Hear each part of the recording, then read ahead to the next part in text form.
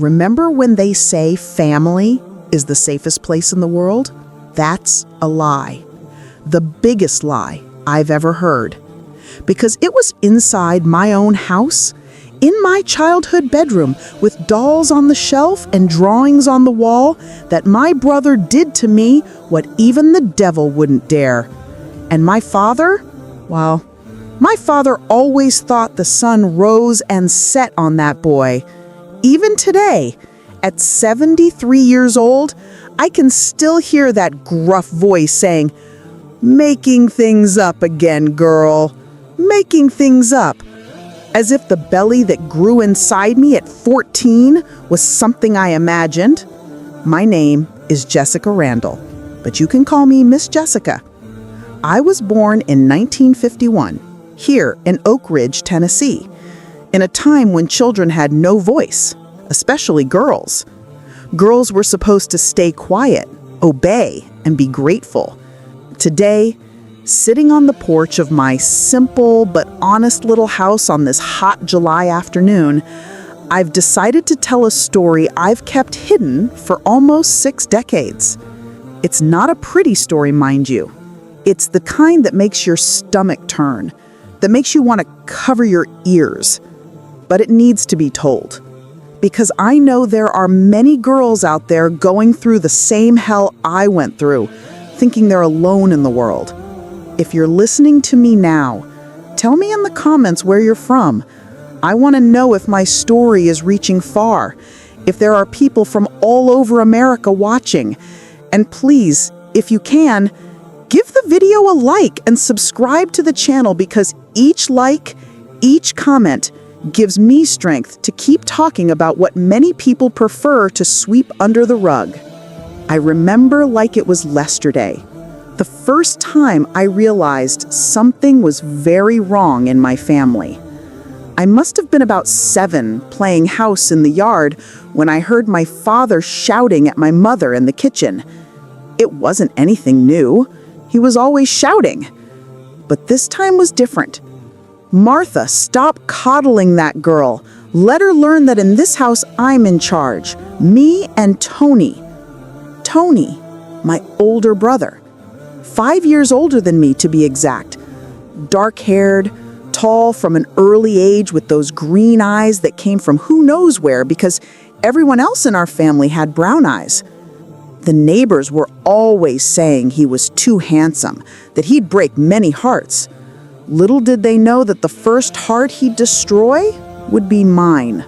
My father, John Randall, was one of those men born in the wrong time. He thought women were meant to serve, that men don't cry, that one male child was worth 10 females. He worked at the nuclear plant. I don't know exactly doing what, but he always came home smelling of whiskey and cigarettes. When he was in a good mood, he ignored my existence. When he was in a bad mood, well, when he was in a bad mood, it was better to disappear. As for my mother, Martha Randall, a name that couldn't be more appropriate, she was a saint. Tiny hair, always tied in a tight bun, hands calloused from taking in other people's laundry. She tried, poor thing, tried to protect me the best she could, but against my father, there wasn't much she could do. "Stay quiet, my child," she'd whisper when Daddy started yelling. "It'll pass, it'll pass."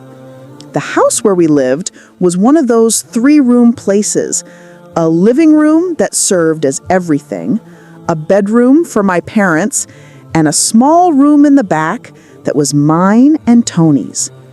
In the beginning, when I was very small, we got along well.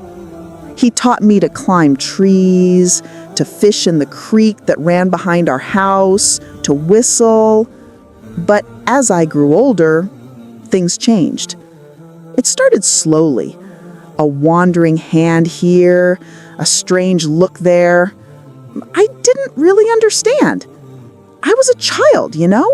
I thought it was normal for a brother to want to hug his sister in that tight way, to want to sleep in the same bed even though he had his own next to mine.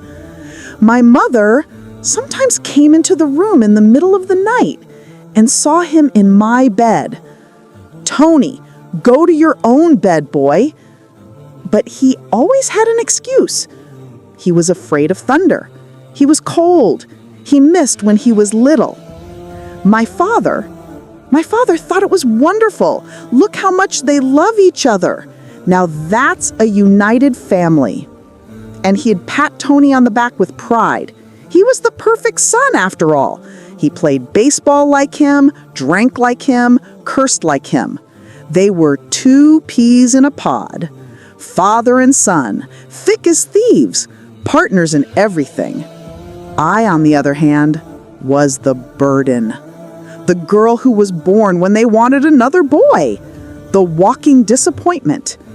My father didn't hide it from anyone. This one was a miscalculation, he'd tell his friends, pointing at me. But what can you do? God wanted it that way. The first time I noticed something really weird was on an Easter Sunday. I was about 9, all dressed up in a yellow dress my mother had sewn. The whole family gathered, uncles, cousins, the house full. Everyone complimenting how pretty I looked, how I was growing into a young lady. Normal, right? Just family stuff. But Tony didn't like it. I saw it in his eyes, that sudden anger, that weight